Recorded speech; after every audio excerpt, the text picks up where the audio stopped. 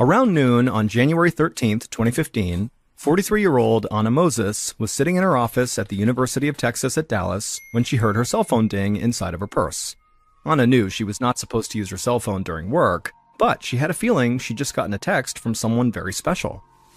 So Anna kind of discreetly slid her phone out of her purse, and when she looked at the screen, she smiled.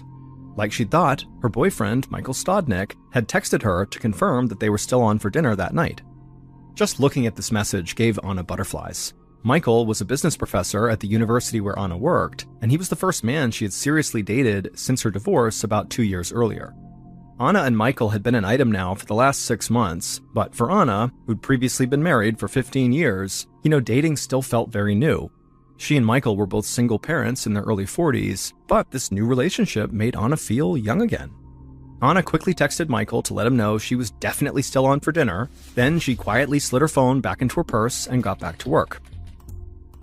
Anna was the assistant director of strategic planning and analysis at UT Dallas, but that was not her only job.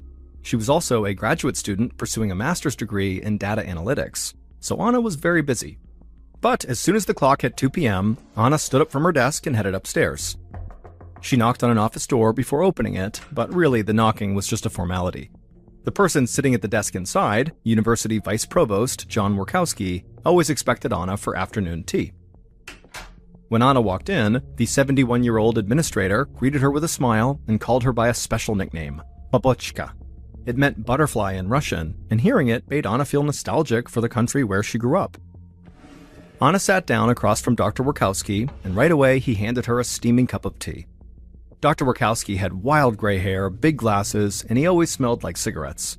Anna was not particularly fond of the smell in his office, but she still felt very comfortable with him because over the past 2 years, she'd spent hours in this office confiding to him about her personal life. Dr. Workowski knew things about Anna that most people simply didn't, like that she'd immigrated to the United States in 1998 just to marry her now ex-husband, Bob Moses. He and Anna had met in Russia when Bob was visiting as a tourist. Then they kept in touch through email for months until he finally asked her to marry him. Bob had been Anna's anchor in America, which made their divorce that much more painful for her. Anna and her ex, Bob, were still on very friendly terms, but at this point, Dr. Workowski had really taken over the role of being Anna's rock now. That day, Anna and Dr. Workowski's conversation centered around Anna's 20-year-old son, Igor, who was a student right there at UT Dallas. Anna said she was worried that she and her son might be growing apart. The previous weekend, Igor had driven the 15 miles from his dorm to her home in Frisco, Texas, as he usually did, but Igor had seemed quiet and distant all weekend. It made Anna worry that he had some problem that he didn't want to talk about. Dr. Workowski sipped his tea, then told Anna she was a great mother and not to worry. Sometimes children, especially adult children, just need some space. He assured her that whatever was going on with him, Igor would eventually tell her when he was ready. Anna sighed and said, you're probably right. Then she finished her tea, gave the doctor a hug, and headed back downstairs to her office. A couple hours later, at around 5 p.m., Anna turned off her computer and grabbed her purse. It was cold outside, in the 30s, so near freezing, so Anna put on her coat and 2 scarves before waving goodbye to her coworkers and walking outside to the parking garage. She got inside of her blue Hyundai sedan and then headed into rush hour traffic.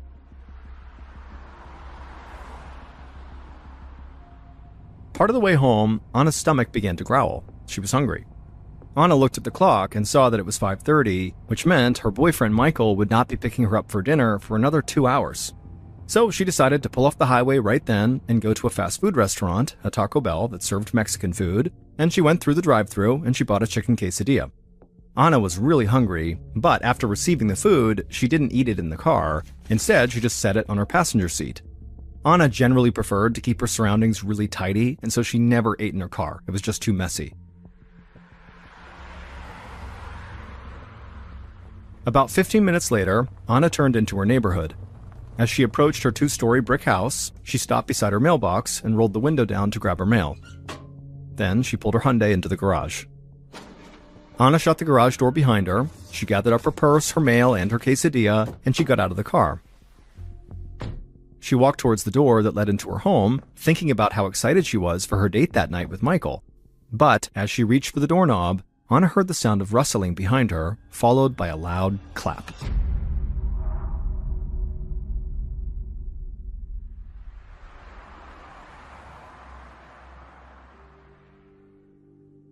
Just after 7:30 p.m. on the same day, Michael pulled up to Anna's house, and he noticed all the lights were off, as if Anna was not home. Michael was confused, but he got out of his car and knocked on Anna's front door. When she didn't answer, he called her, but she didn't pick up. Michael thought about going inside. Anna had actually recently given him a house key, but he knew Anna always turned on her alarm system when she left the house, and he didn't know the code to disable it, and he didn't want to set it off and cause a scene in such a quiet neighborhood. Michael began to feel cold just standing outside, so he turned around, went back to his car, and tried calling Anna again. But Anna's phone again went to voicemail.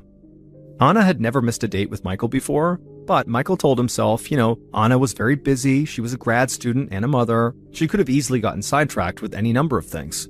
So even though he was very disappointed, Michael decided to go home and wait for Anna to call him back. He was sure she would explain everything as soon as she could. The next morning at 9 a.m., Michael once again pulled into Anna's driveway. He had continued calling and texting her until 11 p.m. the previous night, but she never responded. Michael even contacted Anna's friends to ask about her, but they too had not heard from her. And so when Michael woke up on this morning with no text or no calls from Anna, the first thing he did was drive to her house. Michael knocked on the front door, and when there was no response, instead of going in, he instead called the Frisco Police Department. He told the dispatcher that he hadn't heard from his girlfriend since the previous afternoon when she was working at UT Dallas, and now he was at her house knocking on her door and she wasn't answering phone calls or text messages, and so he asked if somebody could come out to her house to make sure she was okay. The dispatcher was obviously empathetic, but they told Michael that for this type of thing, protocol was he would need to call the university's campus police first, and then if for some reason they couldn't handle it, then they would ratchet this up to the Frisco Police Department. And so Michael hung up and then looked up the number for the university campus police and called them, and they promised him they would look into the situation right away.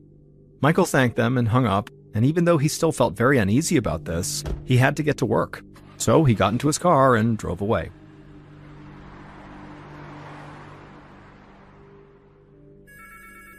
Less than an hour later, Frisco Police Sergeant Jay Ream received a call from the University of Texas Dallas campus police. They told Sergeant Ream they were looking for a university employee named Anna Moses. Her boyfriend had just called to request a welfare check, and the campus police had quickly learned that Anna did not show up for work that day, which her coworkers said was highly unusual. Because Anna was not actually living on campus, the university officer asked Ream if he could go check her home in Frisco. Ream said he was on it, and a few minutes later he was out the door, headed towards Anna's address. Ream got there at 10:50 a.m. and knocked on the door. When nobody answered, Sergeant Ream tried the doorknob, but it was locked. Ream knew he could knock down Anna's door, but that seemed extreme. Instead, he called the campus police back and asked if they knew anyone who could let him inside. Over an hour later, at 12:05 p.m., 2 cars pulled up outside of Anna's house. A campus police officer stepped out of one, and Anna's son, Igor, got out of the other. The university police had been able to find Igor on campus, and he told them he had a key and knew the alarm code to his mother's house. Igor nodded curtly at Sergeant Ream, then unlocked his mother's front door and walked inside and disabled the alarm. As Ream entered Anna's home, Igor walked past him and back outside. He did not seem concerned at all about his mother. He just said he'd be out in the car waiting for whenever they were done. Sergeant Ream thought Igor's behavior was strange, but he couldn't worry about that right now. Instead, he and the university police officer walked into Anna's foyer. The house was totally silent except for the officer's footsteps on the tile. They searched the first floor, but they didn't find any sign of Anna, and they were about to head upstairs when the sergeant remembered they should scope out the garage. Ream made his way to the door that led to the garage, and he opened it. And right away, even in the darkness, he could tell Anna's car was not parked inside, making the garage feel very empty. Then he flipped on the overhead light, and he gasped. Anna was lying on her back on the garage floor with blood coming out of her mouth, and there were bullet casings all around her. It was obvious just from looking at her that she was deceased. The university officer came over and looked into the garage too, and instantly brought a hand up to his mouth in shock. Neither of the officers had ever seen anything like this before. Frisco was an extremely safe community with very few violent crimes. It actually had been called one of the safest cities in the entire United States. But that only made Anna's apparent murder that much more shocking. Her quiet suburban home was now a crime scene. Even though he rarely worked homicide cases, Sergeant Ream knew the protocol. First, he and the university officer backed out of the garage and closed the door so they would not disturb any evidence. Then they checked the rest of Anna's home to make sure nobody else was there. Once they confirmed the house was empty, Reem called the Frisco Police Department for assistance. Reem then slowly walked outside towards Igor's car parked by the curb. As he got closer, Igor rolled down the window and looked at the sergeant without saying anything. Once he reached the car, Reem took a deep breath and told Igor that he had terrible news.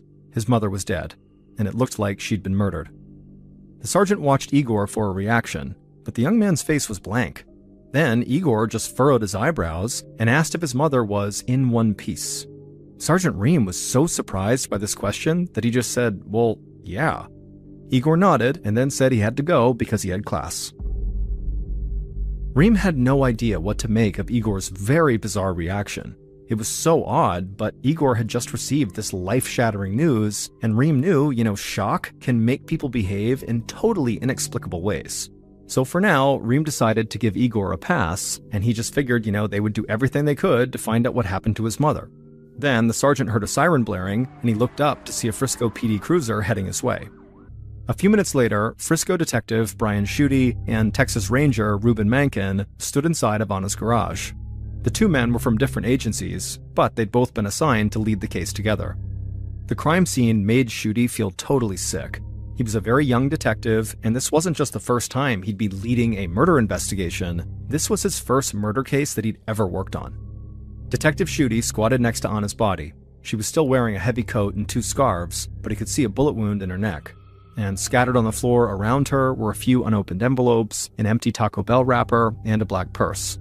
There were also a handful of bullet casings, which the detective identified as coming from a .22 caliber gun.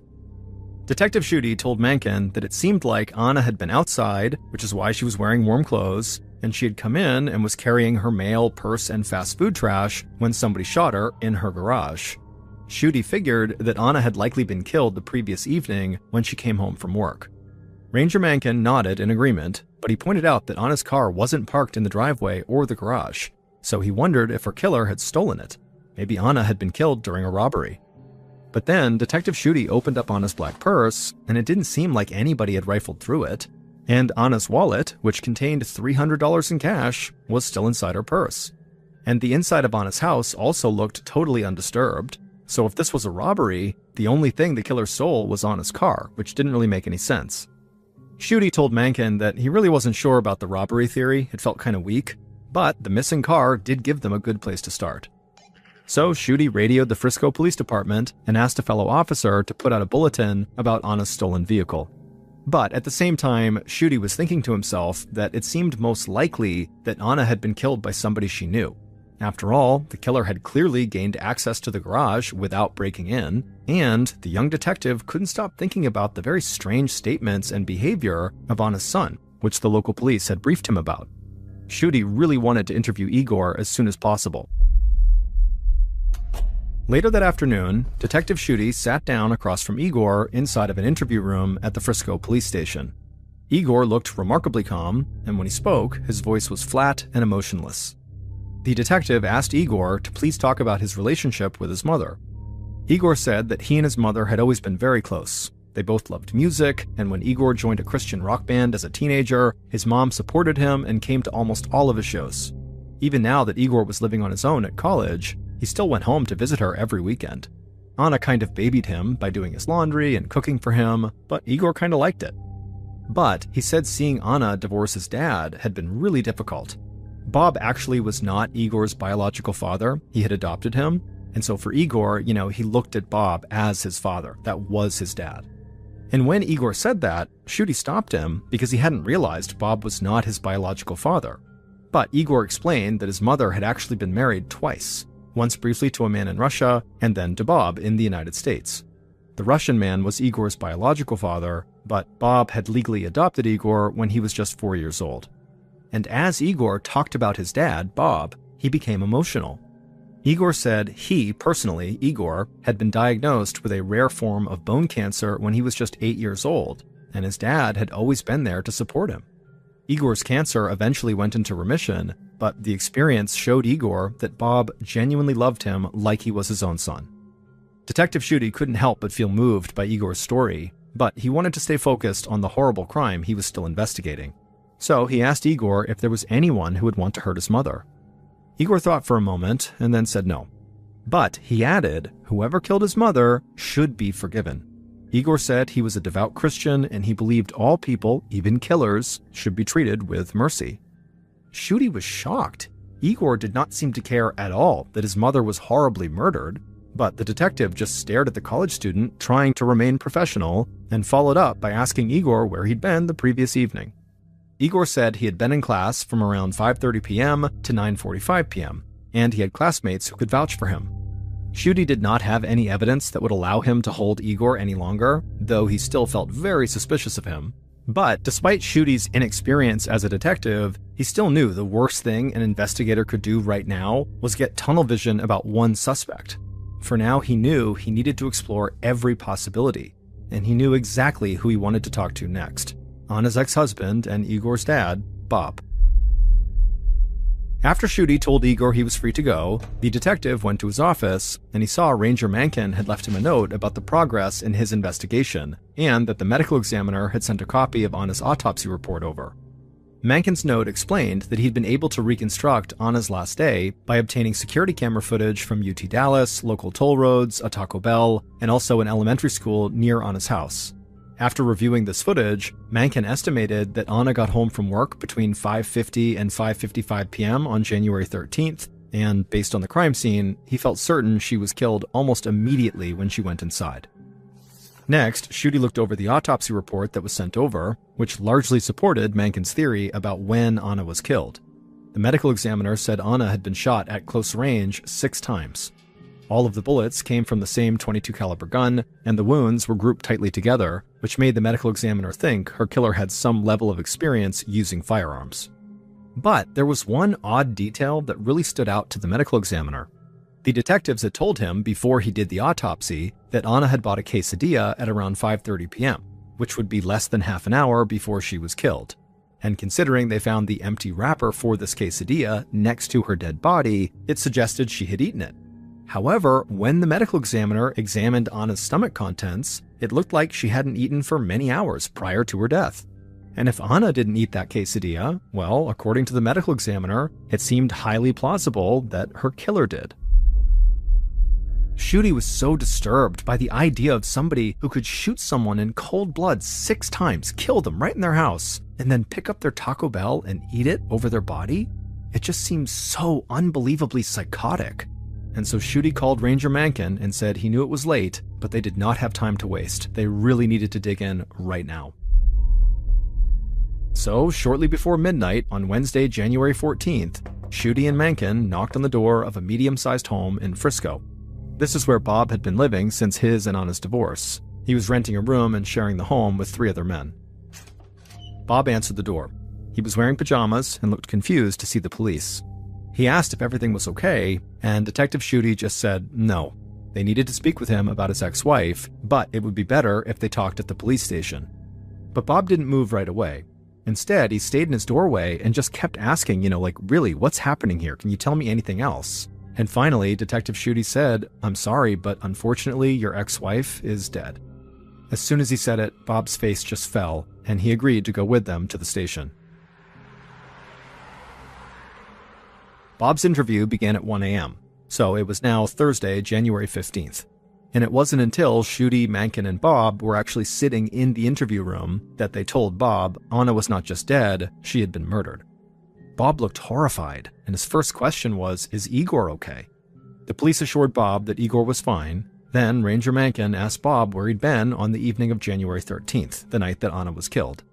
Bob said he'd been home watching TV till about 7 p.m., and then he went out for dinner. And he said his 3 housemates could easily confirm his story. Bob admitted he owned 5 guns, 3 of which were .22 caliber, and he agreed to hand them all over to police for ballistics analysis. And when detectives asked him for a DNA sample, he gave them a swab without any hesitation. Ranger Mankin thanked Bob for his cooperation and told him he was free to go. After Bob was gone, both Mankin and Shuti agreed that Bob did seem honest and seemed genuinely distressed at his ex-wife's death, but they still needed to follow up on his alibi. However, it was super late, nearly 2 a.m., and so Shuti and Mankin decided to call it a day. But just then, Schuette's phone rang. A Frisco Police Department patrol officer told him that they had just found Anna's stolen car in a residential neighborhood a few blocks away from her house, and the patrol officer was pretty sure they could see blood inside. Schuette's heart started to race. He told the patrol officer to make sure nobody touched that car. In the meantime, he would arrange for a tow truck to bring the vehicle to the crime lab for analysis.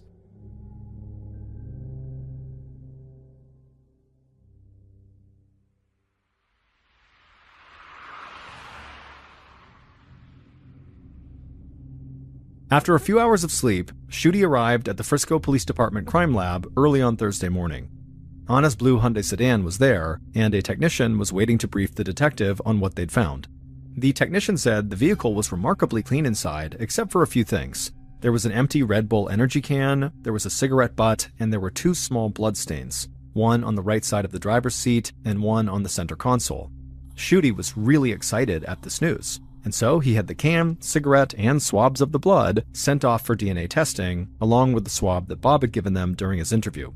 But Schuette knew it could take weeks to get these results back, so for now, he still had to continue with old-fashioned detective work. The most obvious person to interview next was Anna's boyfriend, Michael. He agreed to come in for an interview, and soon Schuette was sitting across from the business professor at the police station. Michael leaned forward and ran his hands through his short brown hair. He looked anxious. And before Schuette even began the interview, Michael asked if he should have a lawyer. The detective promised him this was all totally routine. Michael picked at his fingernails as he told Schuette that he and Anna had not been dating for very long, but their relationship had been moving in a good direction. He said a few days ago, on January 13th, he'd gone to Anna's house to pick her up just after 7:30, and he'd been confused by her absence. And now he was horrified to know Anna had been lying dead in her garage the entire time he was there. Once Michael began talking, he started to open up a bit more, but as soon as Schuette asked him for a DNA sample, he clammed up. Then he asked again about maybe getting a lawyer. The detective said that really wasn't necessary, but he would give Michael some time alone to decide whether he wanted to cooperate. Schuette left, but what Michael didn't know was that the detective could still see and hear Michael through a camera in the corner of the room. So Schuette watched as Michael began mumbling to himself. The detective could not make out all the words, but at one point, Michael asked himself, "Am I overreacting?" A few minutes later, the detectives went back in and asked Michael if he had made a decision. Michael said yes. He said he would give a sample of his DNA. Schuette smiled, and then he got the swab from Michael and told him he was free to go. Then Schuette sent this newest DNA sample to be tested against the other items from Anna's car. While they waited for the DNA results, Detective Schuette and Ranger Mankin interviewed some of Anna's friends and co-workers. And quickly, the investigators soon learned that Bob and Michael were not the only men in Anna's life. Anna's friends pointed detectives towards a man named Jerry Caspel, a poet who they said had a deep spiritual bond with Anna. Her co-workers also mentioned a vice provost at UT Dallas named Dr. John Warkowski, who seemed to be Anna's mentor. Detective Schuette contacted Jerry first, and when he arrived for his interview, he was totally overwrought and on the brink of tears. He told the detective that Anna was his muse, and without her, he didn't know if he'd ever be able to write poetry again. Schuette narrowed his eyes at Jerry's very melodramatic display, but he let him keep talking. Jerry explained that he met Anna at a public speaking course a few years back, and they'd bonded over their love of art. They often went to the opera together, and Anna would read and edit Jerry's poems. He'd published 2 books of poetry and dedicated them both to her. Schuette thought this connection sounded very intense, so he asked Jerry what Anna's boyfriend thought about them being so close, and Jerry looked surprised. He said he didn't even know Anna had a boyfriend. But regardless, he insisted their relationship was not romantic, it was purely spiritual. The detective found the whole tale pretty hard to believe. He asked Jerry if he owned any firearms, and Jerry said yes, he had a .22 caliber handgun. But he quickly agreed to let the police analyze it, and he also gave them a DNA sample. Next, Schuette asked where Jerry was around 6 p.m. on January 13th.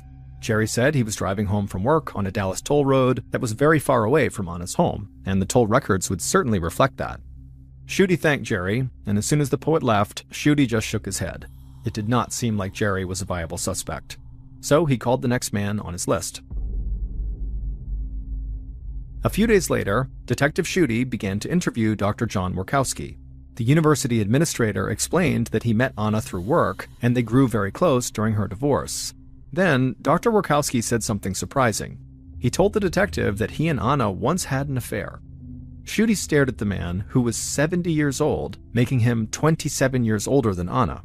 Dr. Wachowski said he knew that he and Anna seemed like an unlikely pair, but it really was true. He said Anna wanted to have a relationship with him, and he had to cut it off because of their age difference. It just seemed totally inappropriate. But they still remained close friends, and so Dr. Wachowski knew very intimate details about her life, like how she struggled emotionally and financially after her divorce.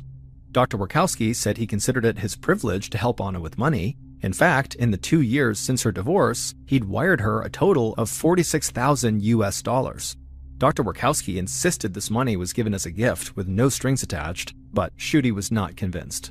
He wondered if maybe, during one of their intimate conversations, Anna had learned something about the administrator that he wanted to keep hidden. What if those gifts were actually hush money payments? Or maybe he was paying Anna for sex, and she was threatening to expose him. Thinking about the items found in Anna's car, Schutte asked Dr. Wachowski if he drank energy drinks or smoked cigarettes. Dr. Wachowski said he didn't like energy drinks, but he definitely smoked. And when the detective asked for his whereabouts on the evening of January 13th, the administrator said the same thing Jerry did. He was driving home from work on a toll road that was far away from Anna's home, and certainly the records would reflect that. Schutte made a note of this, but unlike Jerry, he didn't think this let Dr. Wachowski off the hook. So Schutte asked the administrator if he'd be willing to give a voluntary DNA sample. Dr. Wachowski said he was happy to do anything that would help the police solve this case. So he let the detective swab the inside of his cheek before he left the police station. At this point, Detective Schutte felt like he had 5 strong suspects: Anna's son Igor, her ex-husband Bob, and her boyfriend Michael, plus the poet Jerry, and the university administrator Dr. John Wachowski. They all claimed to have alibis, however, none of them had been corroborated yet. Detective Schutte briefed Mencken on everything he discovered about these suspects, and Mencken agreed that they couldn't rule any of them out quite yet. Shortly after that, the detectives got disappointing news from the ballistics analysis on Bob and Jerry's guns. None of the guns matched the one that killed Anna, so they still didn't have the murder weapon. Schutte sighed. Until he got the DNA results and Mencken finished investigating their suspects' alibis, he had no other leads to pursue. But Detective Schutte didn't want to just sit around waiting for other investigators to do their work, so he started wondering if maybe he should go back to Anna's house and have another look around. Police had done an initial search, but there was always a chance something got missed. So Schutte obtained a search warrant, and in late January, about 2 weeks after Anna's murder, he returned to her home. When he got there, he saw there were 2 cars parked outside. So he went up to the door and knocked, and was surprised when Anna's ex-husband, Bob, answered the door. Igor was standing just a few feet behind him. It turned out the father and son had moved into Anna's home a couple weeks ago, 1 day after her body was found in the garage. This struck the detective as a very strange thing to do, but Bob quickly explained that he and his son were grieving together. And because Igor lived in a college dorm and Bob lived in a house with 3 other men, Anna's home was the only private place they could go to. Schutte said that did make sense. However, even though they wanted private time, he held up a search warrant and said he needed to come inside. So Bob immediately opened the door wide and said, "Come on in." The first thing Schutte did is he went into Anna's home office. There, he dug through her desk drawers until he found something that stopped him in his tracks. It was a copy of Anna's life insurance policy. Anna had taken out a policy worth $750,000, and she had named one person as the sole beneficiary, her son, Igor. Suddenly, it looked like Igor, whose behavior had struck investigators as very odd from the onset, stood to gain a lot from his mother's death. Then Schutte managed to jimmy open a locked drawer in her desk, and he found something even more interesting. It was a handwritten letter, mostly in Russian. He couldn't understand what it said because he didn't speak Russian, but he figured it must contain something very private since Anna had kept it in a locked drawer. Schutte quietly slid the letter into an envelope and then left the desk and finished searching the rest of the house. He didn't find anything else in the house of note, and so after he left and got back to the police station, he sent a copy of that letter to the FBI so an agent who spoke Russian could translate it for him. In early February, Detective Schutte received a translation of that letter from Anna's desk, and suddenly, Anna's murder started to make a lot more sense. Anna had written this letter herself about one of the police's suspects, and it cast her connection to this man into a totally new light. Next, Ranger Mankin reported back that he had checked out all 5 men's alibis, and he'd been able to verify all of their stories except for one of them. The person whose alibi could not be confirmed was also the same person Anna had written about in her letter. And finally, Schutte got the results of the DNA analysis. DNA from the Red Bull can and cigarette butt in Anna's car did not match any of the suspects, and it didn't match anybody in their criminal database. But those bloodstains found in Anna's car did match a suspect, the same one who did not have an alibi and who Anna wrote about.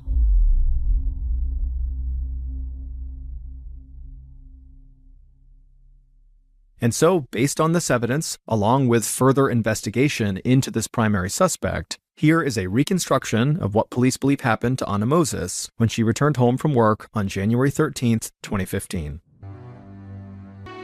Late that afternoon, Anna's killer crouched in a corner of her garage, clutching a .22 caliber rifle. He'd been able to slip inside a few minutes earlier because he knew the code to open the garage. Now he was waiting for Anna to get home. Just past 5:50 p.m., the killer heard the sound of the automatic garage door sliding open. Light began to fill the dark garage, and so as it did, he pressed his body back against the wall, trying to be as small and out of sight as possible. He watched as Anna pulled her car inside. The garage door shut, and the killer heard Anna's car door open and then close. Then he listened to her footsteps as she walked towards the door to her house. But before she could open it, the killer stood, raised his gun, and fired 3 shots into her back. Anna spun around in shock. She dropped her mail, purse, and the quesadilla she'd been carrying but not eating. Before she could say anything, the killer fired 3 more shots. 2 hit Anna in the chest, and the other hit her in the neck. Anna crumpled to the ground with blood flowing out of her mouth. Anna's killer slowly lowered his rifle and walked towards her. He watched her chest for any sign of movement, but it wasn't moving. She was not breathing. So he picked up her car keys off the floor and was about to get into her car when he saw the uneaten chicken quesadilla on the floor. So he picked it up, ate it right next to her body, and left the wrapper behind. The killer then got into Anna's car, opened up the garage door again, backed out, and shut the door as he drove away. But he didn't realize that he had a cut on his right hand, and it was leaking blood onto Anna's car seat and center console. The following evening, the killer abandoned the blue Hyundai in a neighborhood a few blocks away from Anna's home, and as law enforcement investigated Anna's murder, her killer did his best to appear very cooperative. He agreed to be interviewed, and he agreed to give a swab of his DNA. But at the same time the killer was kind of putting on this act, in the background, he was doing everything he could to profit off of Anna's death. And that's what police understood as soon as they read the translation of that Russian letter. It was a note that Anna had written to her lawyer in 2013 during her divorce from Bob, and she told her lawyer that Bob was now threatening to kill himself and frame Anna as his murderer just so her son, Igor, would hate her. When Detective Schutte read this, he realized Anna and Bob's divorce was not nearly as amicable as people thought. In fact, the couple had a long history of problems. In 2008, Anna visited a counselor after learning Bob had an affair. She wanted to leave him, but said she felt indebted to him because of how much he'd helped her during Igor's cancer battle. And years later, Anna had called one of her close friends crying, saying she had locked herself in a closet because she was afraid Bob was going to kill her. Anna hid these ugly realities about Bob from her son because she knew her son loved Bob. Bob was the only father figure Igor had ever known, and Anna didn't want to damage that relationship, even if it meant she had to act friendly towards a man she feared. But Bob was angry that Anna divorced him, and he was filled with jealousy over Anna's relationship with Michael. Adding to Bob's bitterness, Anna got total ownership of the large 2-story house they used to share. Bob claimed that at the time Anna was killed, he was at home watching TV, but his housemates told police they did not remember him being home at that time. And while none of Bob's guns matched the murder weapon, he was a military veteran with experience using guns. And so police believe Bob must have taken apart the murder weapon and hid or destroyed the pieces. And if police had any doubts that Bob was the killer, well, the DNA evidence totally erased those doubts. It was clearly Bob's blood inside of Anna's car, likely from a cut on Bob's right hand that he had bandaged by the time he met with police. On February 26, 2015, Detective Schutte and Ranger Mankin arrested Bob at Anna's home. Bob maintained his innocence and pleaded not guilty at his trial. Bob's defense argued that there were too many unanswered questions in Anna's murder, like whose DNA was on the Red Bull can and the cigarette butt found in Anna's car. But the prosecution argued that Bob may have planted this evidence just to confuse investigators. In the end, a jury found Bob guilty of murder, and a judge sentenced him to life in prison. Bob would appeal his conviction in 2018, but an appeals court upheld the jury's original ruling, and to this day, Bob remains incarcerated.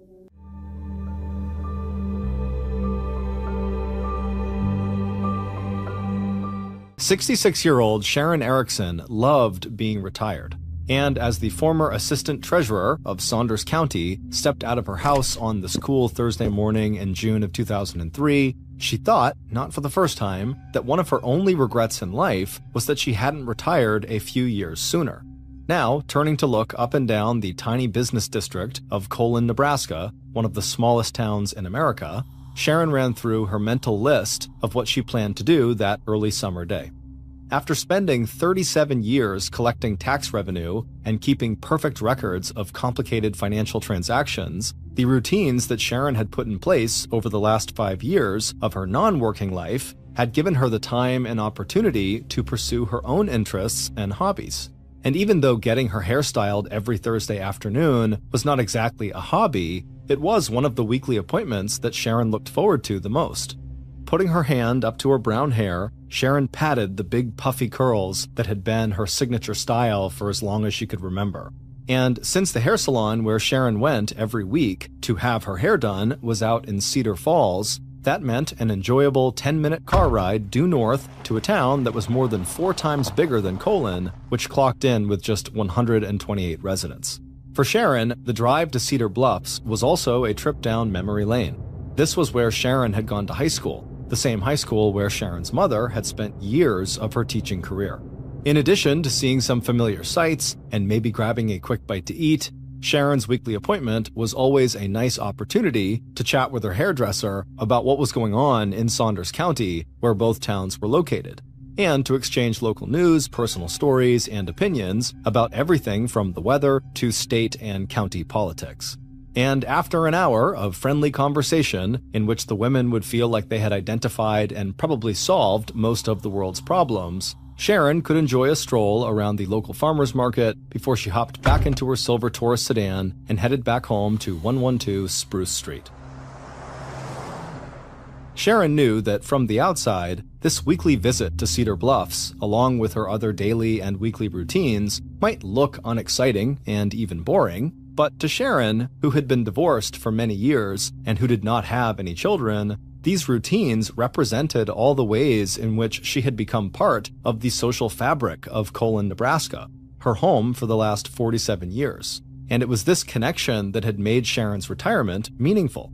As the strongly built woman with bright blue eyes and big hair stepped into the post office right next to her home, she stopped long enough to say good morning to the postmaster, Rick Hartman, before walking over to her post office box to check for mail.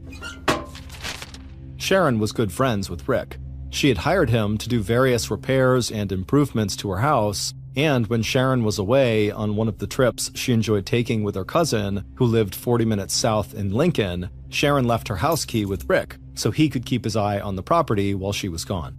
The post office, always Sharon's first stop, was also a good place for Sharon to catch up with neighbors and local news. And even though Sharon had never been known as a person who meddled or pried into other people's business, all her years in customer service and all her years of handling bills and money had left Sharon with a keen eye for making sure that things in her own little hometown were running smoothly. Sharon had always been known at the Saunders County Treasurer's Office as a very honest and straightforward person who would not cheat her employer or taxpayers out of a single minute's worth of work. She was also known as someone who would not shy away from confronting someone if she thought they were doing something wrong or inappropriate. That was an attitude that Sharon had learned as the oldest of 3 children who'd been raised on a farm in Dodge, Nebraska, and who'd grown up taking care of land and livestock. In fact, here in Colon, there was a whole generation of 20-somethings who could remember Sharon calling them out when they were just children or teenagers if they got up to any trouble or mischief. And that no-nonsense attitude was also on display when it came to Sharon's prickly relationship with one of the long-distance truckers who sometimes parked his rig overnight on Colin's Main Street and left the engine running and the wheels of his truck partway on the sidewalk right in front of Sharon's home. As the postmaster, Rick, and everyone else in the tiny town knew, Sharon had an ongoing argument with the trucker, and, like everything else in Colon, disputes like that sparked plenty of satisfying gossip, and there was speculation that the trucker actually enjoyed riling up his strong-willed and outspoken critic. But except for her disagreements with this trucker, Sharon Erickson was one of the most popular and best-known residents of Colon. Even Sharon and her ex-husband, Robert Lee Erickson, had parted on good terms, and when their marriage ended, Robert had left 2 commercial properties to his ex-wife. And after the divorce, Sharon had converted Erickson Market, a little grocery store, into her private home, and on the lot across the street, she now had a garage where she kept her car.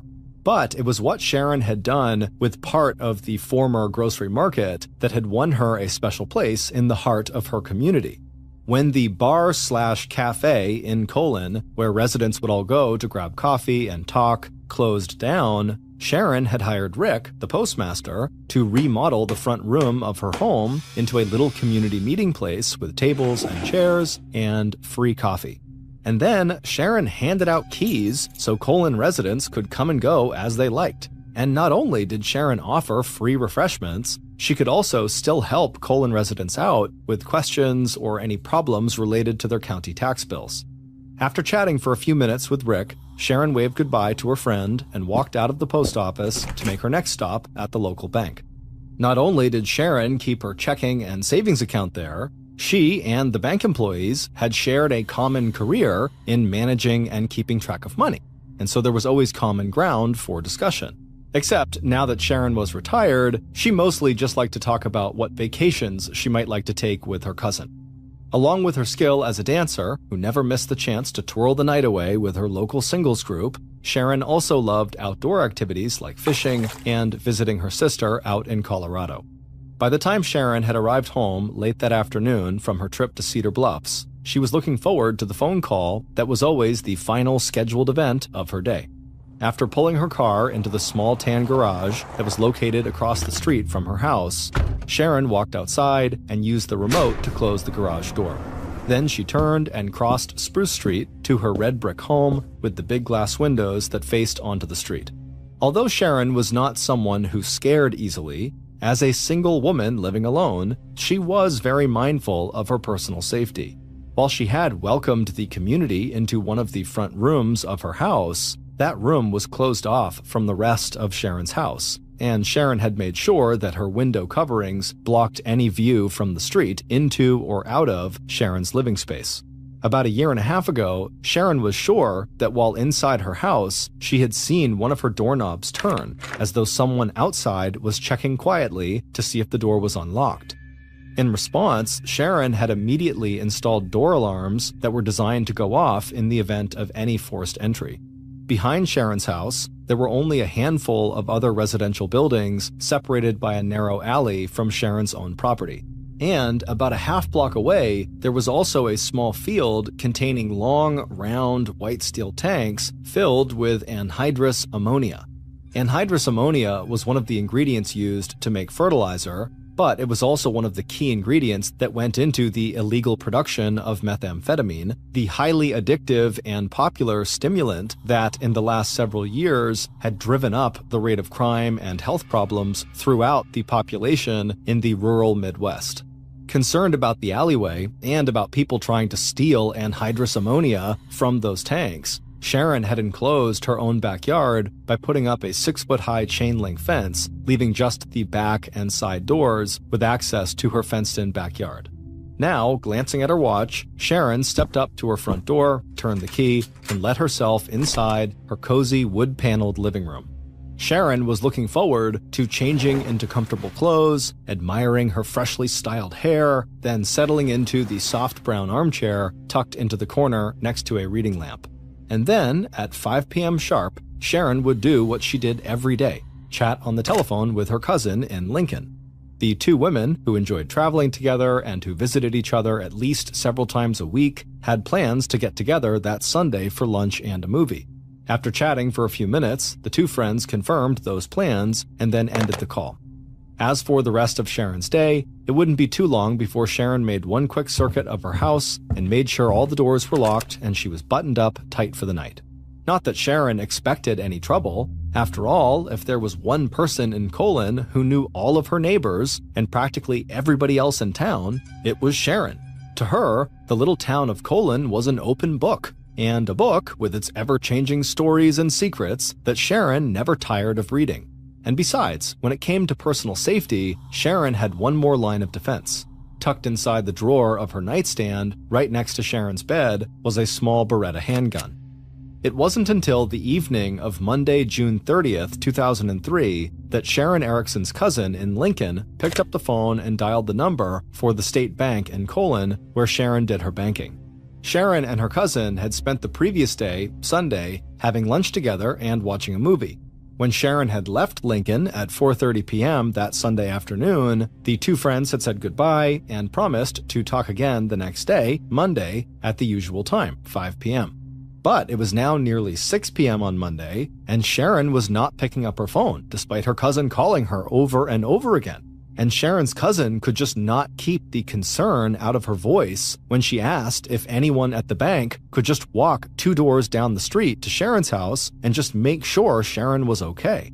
In a town as small as Colon, where residents were used to looking out for one another, this was not an unusual request. But even though 2 bank employees immediately made arrangements to step away from their workstations to go check on Sharon, given how little crime there was in this tiny town, they were not really that worried. All that changed when the 2 women reached the front door of Sharon's house and saw an unread morning newspaper lying inside the screen door. Along with the folded newspaper was a delivery of frozen food with a sticker indicating it had been left there at about 1 p.m. and a note, "Sorry I missed you," that suggested Sharon had not answered the delivery person's knock on the door. Even as their own knocks went unanswered, the 2 women from the bank were suddenly aware of the sound of a door alarm going off in the side or the back of the house. A minute later, and the women had called Sharon's friend and Colon's postmaster, Rick Hartman. Together, the 3 of them entered the unlocked front door to Sharon's house, their sense of neighborly concern quickly turning to worry and dread. One look into Sharon's empty bedroom, and that worry turned to fear. Sharon's bed was unmade, and on top of her nightstand, Rick saw an empty gun holster. The only other place left to search for their missing neighbor was Sharon's garage across the street. Grabbing the extra remote from its hook near the front door, it was only moments before Sharon's friends were watching the garage door slowly roll upward to reveal Sharon's silver Taurus. And there, right next to the car, lay the blood-spattered body of its owner, 66-year-old Sharon Erickson, and next to her body lay a small black Beretta pistol. By 7 p.m. on the evening of that Monday, June 30th, a little over 24 hours after Sharon had arrived home from her Sunday afternoon visit with her cousin in Lincoln, the street outside Sharon's home and garage was filled with flashing lights as sheriff deputies and medical personnel responded to the 911 call that Rick had made about 15 minutes earlier at 6:42 p.m.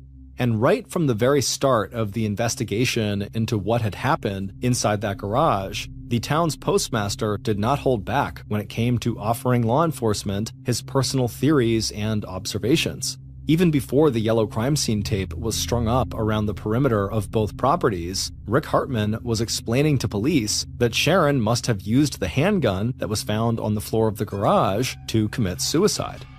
Repeatedly ducking back under the crime scene tape to join officers clustered around Sharon's body, the postmaster would back up his theory by pointing out the fact that Sharon's own father had ended his life with a self-inflicted gunshot wound to the head back when Sharon was just 23 years old. But even a very quick examination of Sharon's body, laying face up on the floor and parallel to her car, was enough for investigators to rule out suicide. Because not only was the Beretta unloaded and showing no signs of having been recently fired, there was also a bloody footprint on the floor that did not belong to Sharon. And after visually inspecting the injuries to Sharon's body, it looked to police like whoever else had been in that garage hadn't shot Sharon. Instead, they had delivered a long and savage beating to one of Colin's best-known residents. Meanwhile, deputies who had done a sweep of Sharon's house across from the garage reported back that the phone line to Sharon's house had been cut. It also appeared that an intruder had climbed over Sharon's 6-foot-high fence and then used a chisel to break into Sharon's house through the side door, setting off the door alarms as well as the motion sensor alarms in the backyard. And even though Sharon's security system seemed to have worked, the actual alarms had not been loud enough for any of Sharon's neighbors to notice that Sharon's house had been broken into. Even as the Saunders County Sheriff's Department put out the call for assistance in the case to the Nebraska State Patrol, investigators on the scene noticed one more chilling detail about the crime scene. The shirt Sharon was wearing had been pulled up and her underwear was exposed. It now appeared likely that the first homicide in Colon in more than 40 years might also include a sexual assault. Within hours of discovering Sharon's body, crime techs were busy collecting and processing physical evidence from the house and garage on Spruce Street, and police had already begun fanning out around the tiny town of Colon to see if anyone heard or saw anything suspicious that might be connected to the murder. But wherever state and local police went, it seemed like the terrified residents of Colon had already heard about the brutal attack, and the town was already swirling with rumors and speculation. Was the killer someone Sharon knew, or a random stranger passing through town? Was this a burglary gone wrong? Was the murder somehow connected to Sharon's past and to her work at the county treasurer's office? And at the center of all the speculation, residents were asking themselves, what was it about Sharon Erickson that they didn't know?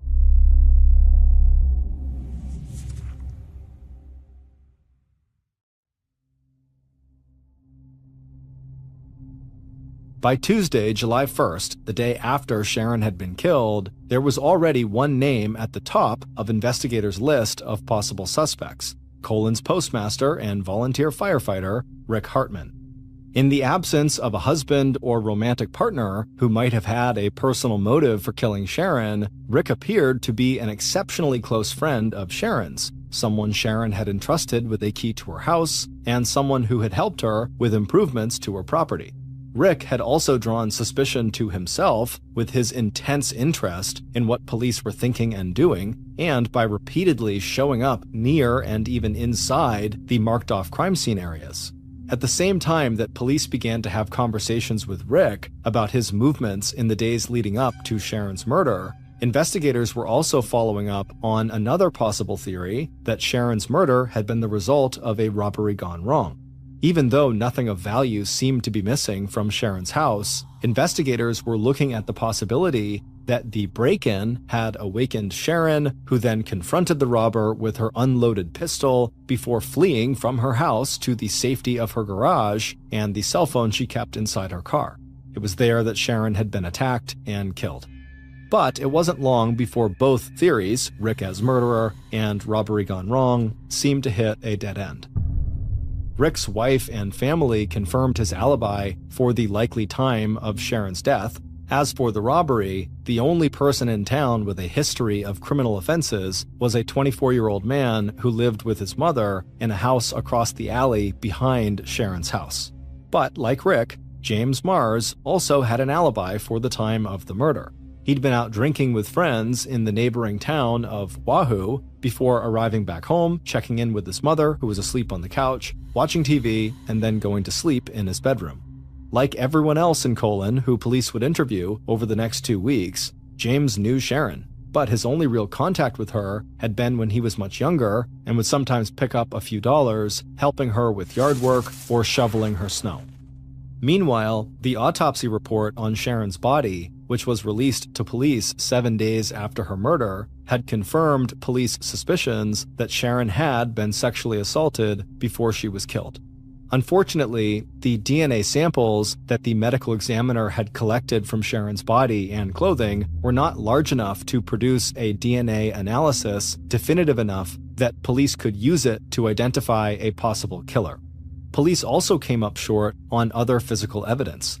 It appeared that the killer had not left any fingerprints or any trace of his own blood or tissue either inside Sharon's house or garage, or on the unfired gun that was found near Sharon's body.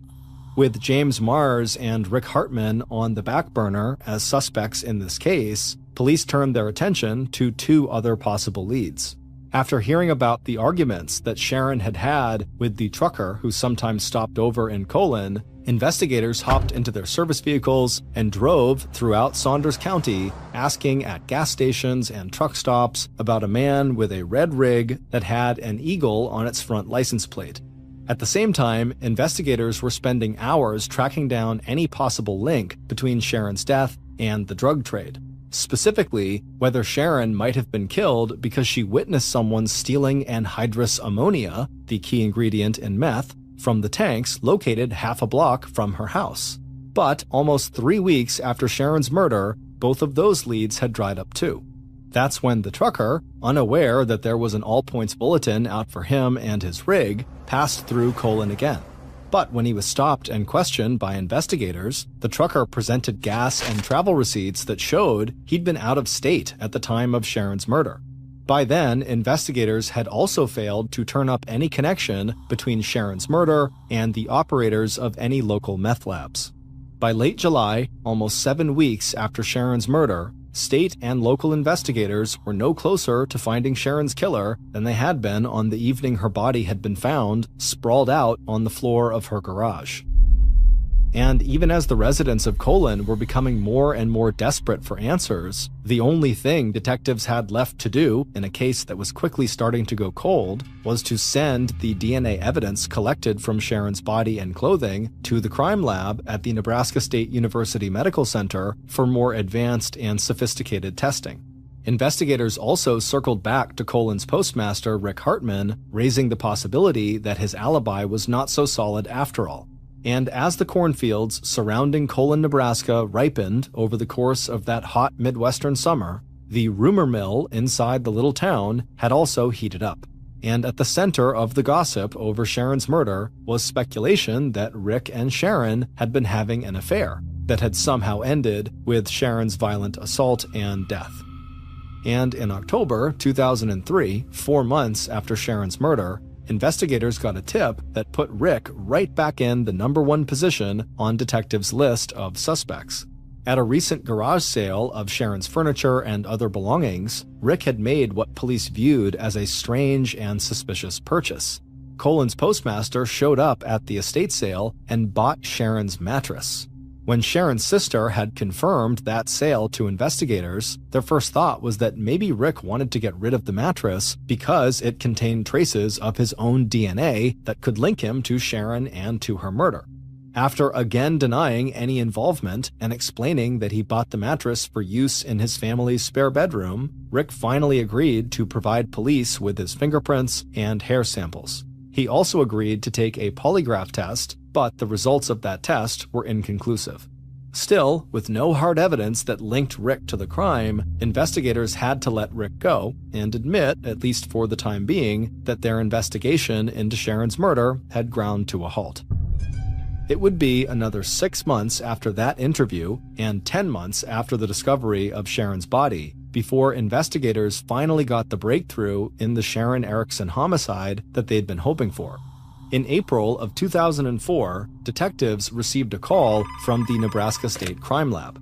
Using a single sperm cell they had found on Sharon's clothing, scientists at the state lab had been able to isolate a complete DNA profile of Sharon's presumed killer.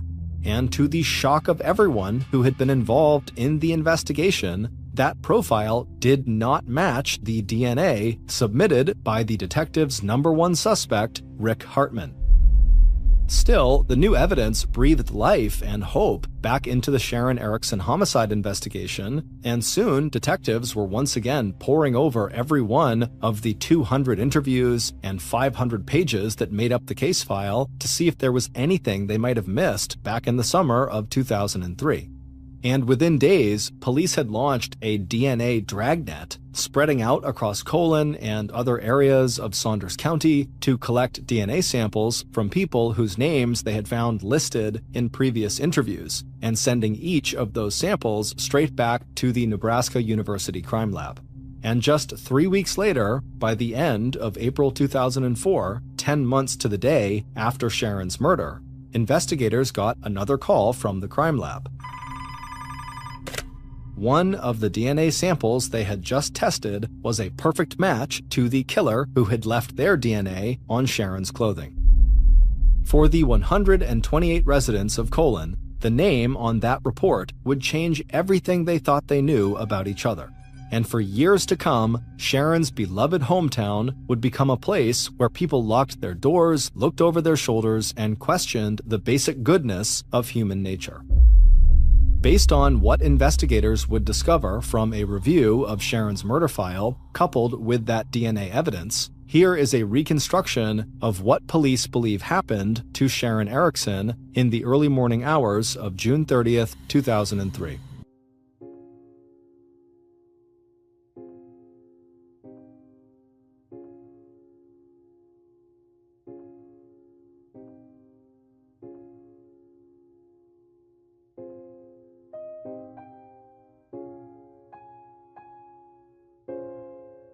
On the afternoon of Sunday, June 29th, while Sharon was spending the day with her cousin in Lincoln, Sharon's killer was also spending the day with their family.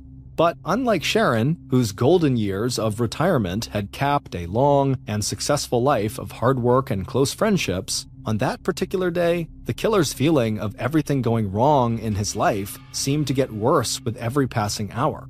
And by 1:45 a.m. on the morning of Monday, June 30th, the killer found himself standing outside the 6-foot-high fence that encircled the backyard that belonged to Sharon Erickson, a single older woman who appeared to have at least one thing the killer really needed, and that was money. But over the last few hours, the killer had gone from feeling depressed about his life to feeling both angry and excited, like he was finally capable of taking steps that would change things for the better.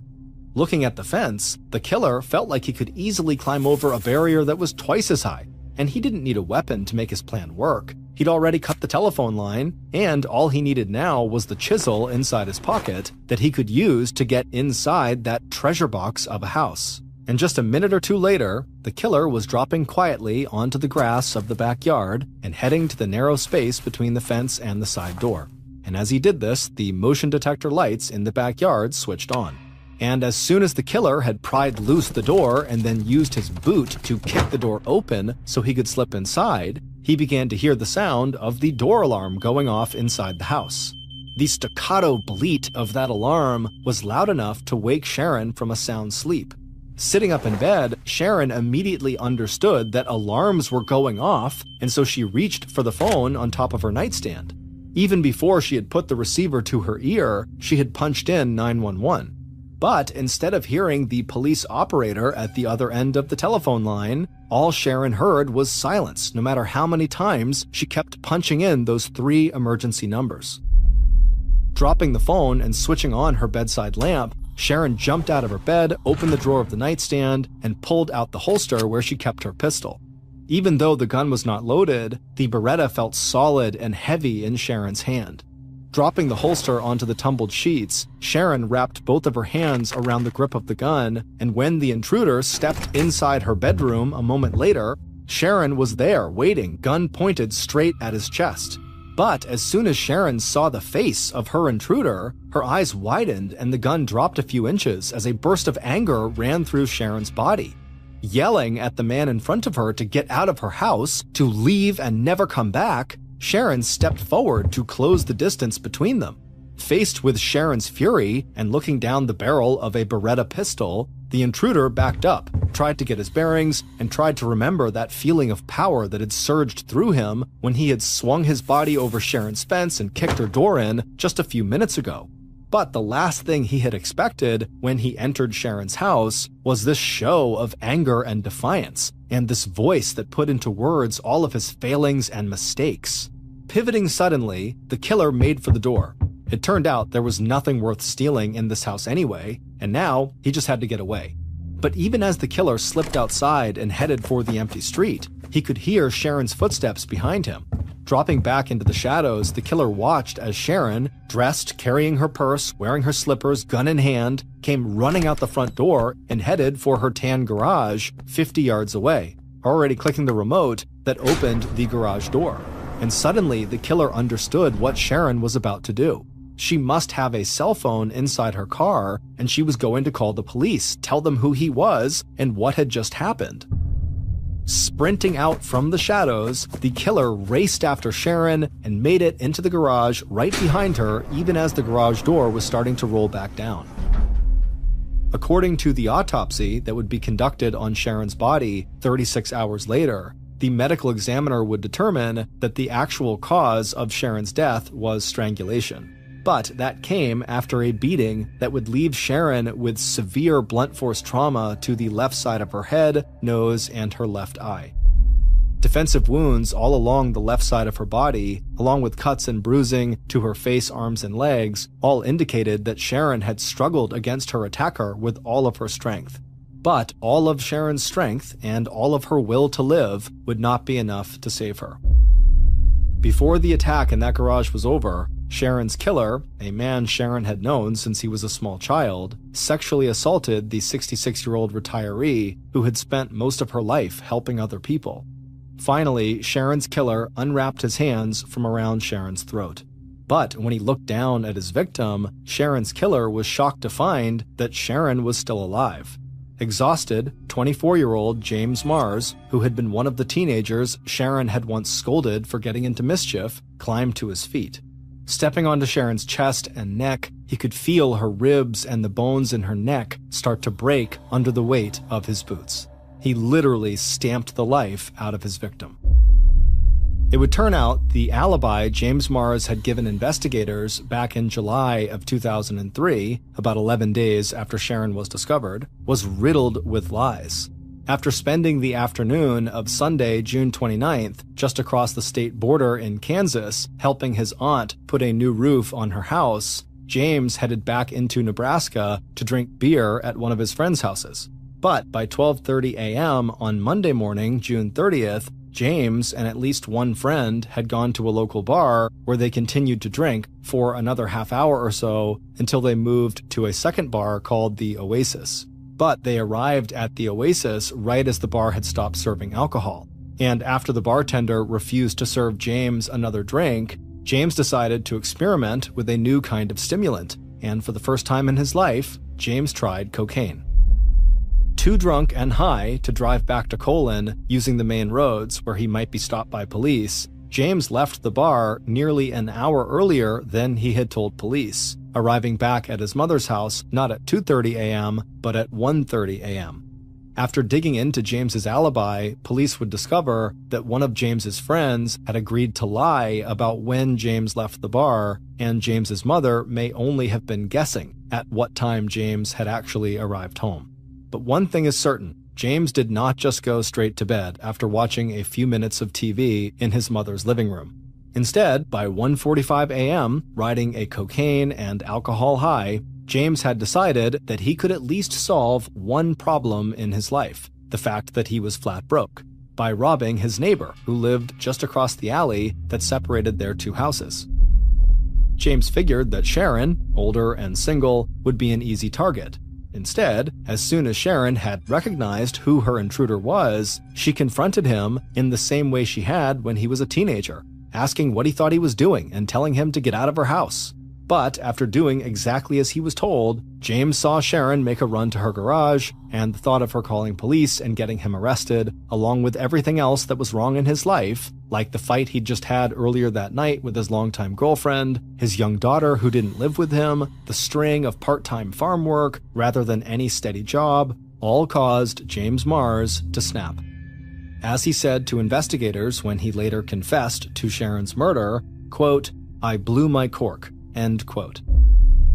It wasn't until April 16, 2004, 10 months after Sharon's murder, and 6 months after James had moved out of Colon to Lincoln, Nebraska, that detectives located James, re-interviewed him, and requested a DNA swab, which he agreed to give them.